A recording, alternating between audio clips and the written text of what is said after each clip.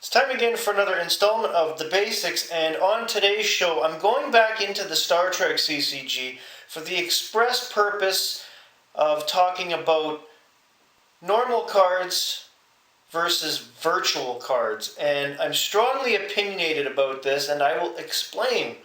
So let's get started, shall we?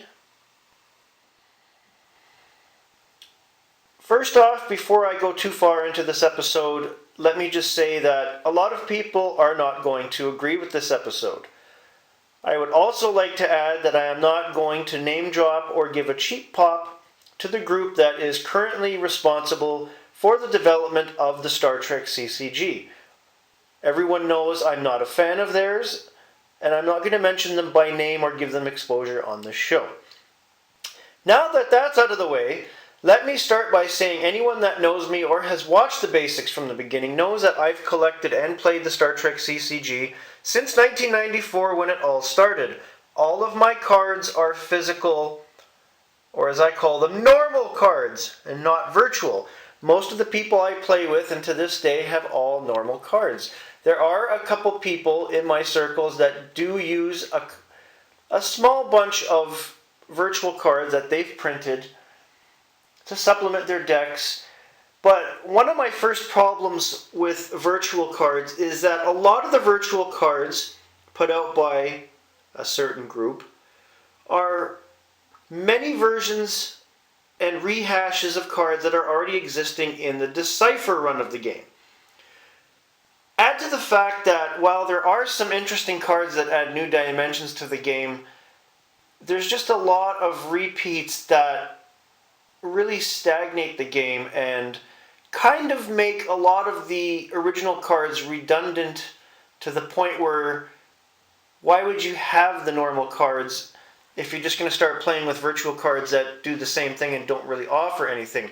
Now, that being said, the demographic that uses virtual cards the most are much younger players that either never had a shot at the original game, weren't around then, or just can't be bothered to pick up physical cards such as these and start their collections.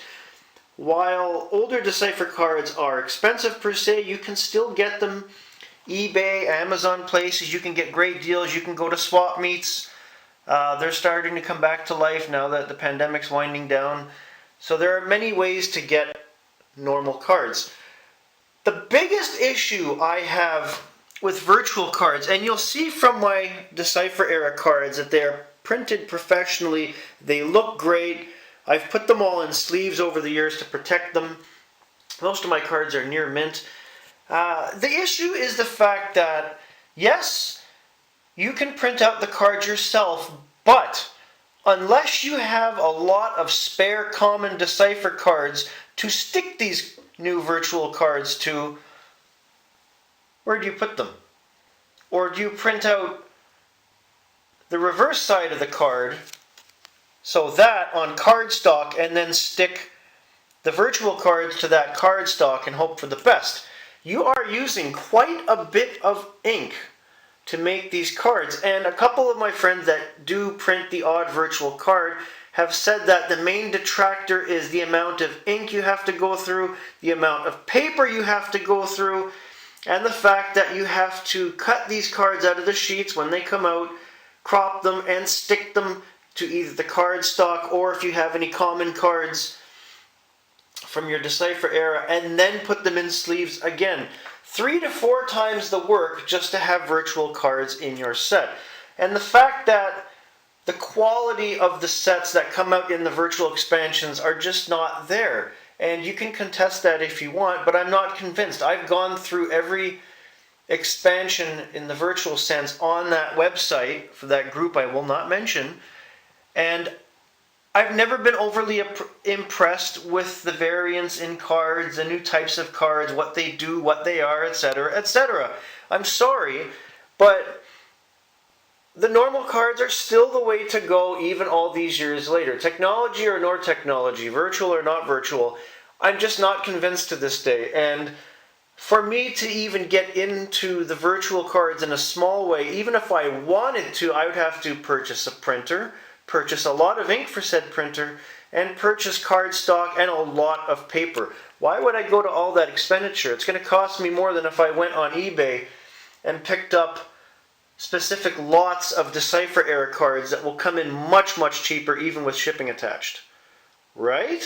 Of course.